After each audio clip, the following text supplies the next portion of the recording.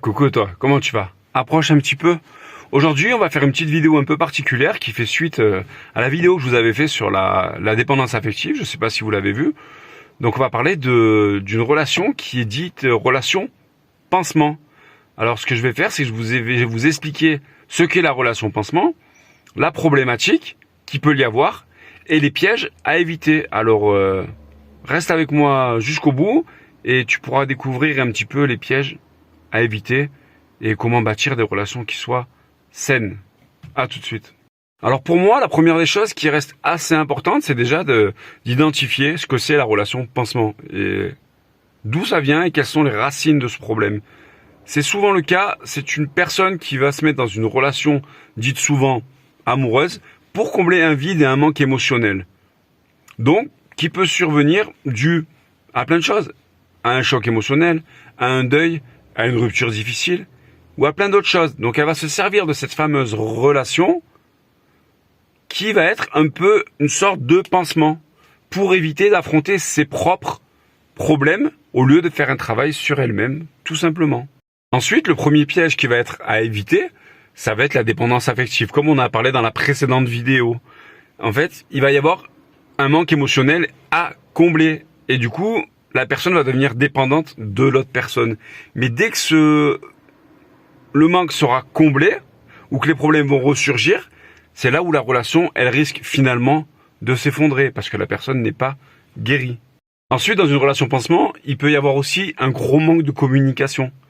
Parce qu'en fait, les échanges ne sont pas pareils. On n'est pas basé sur le même type de relation, sur les mêmes axes. Donc, il y a beaucoup moins d'implication. Du coup, la relation va être dite sans partage. Il va pas y avoir d'effort dans la partie d'en face. Donc, ce qui veut dire que, au bout d'un moment, les échanges, ils vont être à court terme. Les besoins, ils vont être à court terme. Et quand il n'y a pas de communication, vous savez ce que ça veut dire. Il y a aussi un sacré piège qu'il faut prendre en compte, c'est la répétition. C'est de reproduire des schémas répétitifs qui soient toxiques. Parce qu'en fait, les problèmes n'ont pas été pris. La personne n'est pas guérie. Donc elle va reproduire des relations pansement sans se guérir. Et du coup, ça va reproduire toujours les mêmes choses et attirer le même profil de personnes, le même type de relation qui soit toxique et néfaste. Et qui ne comblera pas les besoins, dans tous les cas, émotionnels. Mais bien sûr que oui, et heureusement, ces pièges peuvent être évités. Déjà, il faut travailler son image, son estime de soi, sa confiance en soi, sa croissance dite personnelle. Et prendre conscience que notre bonheur ne dépend pas de l'autre. Déjà, pour commencer. Vous pouvez aussi communiquer, être honnête avec votre partenaire, lui exprimer vos besoins, vos manques et vos limites et être clair avec vous-même et avec la personne pour avancer. Il y aura beaucoup plus d'implication, beaucoup plus de compréhension et ça évitera de reproduire les mêmes schémas ou d'être en attente de choses que la personne d'en face ne peut pas vous offrir.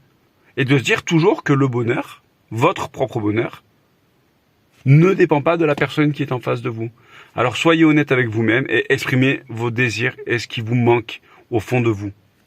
Pour résumer, il faut que vous cherchiez une relation qui soit basée sur des valeurs communes, des passions communes, une belle communication, une alchimie, quelque chose qui se fait en fait finalement naturellement. Parce que ne vous engagez pas dans une relation pansement sans vous être soigné et sans avoir mis en application tout ça pour éviter tous ces pièges qui peuvent vous pourrir votre quotidien finalement. Alors communiquez, ayez une implication, ayez des intérêts communs et avancez ensemble. D'accord? Et votre bonheur vous appartient. Alors ne faites pas porter le fardeau à la personne d'en face. Votre bonheur ne dépend pas de lui ou d'elle. Alors pour conclure, j'espère que cette petite vidéo vous a plu. N'hésitez pas à venir vous abonner, à commenter, à dire ce que vous en pensez sous cette vidéo. Si vous voulez partager à vos amis qui sont dans cette situation, n'hésitez pas, partagez au maximum pour que le message soit vraiment passé. Merci à tous de me suivre, d'écouter mes vidéos, de votre confiance sur tous les réseaux sociaux, dans le coaching. Je vous remercie, c'est une gratitude immense.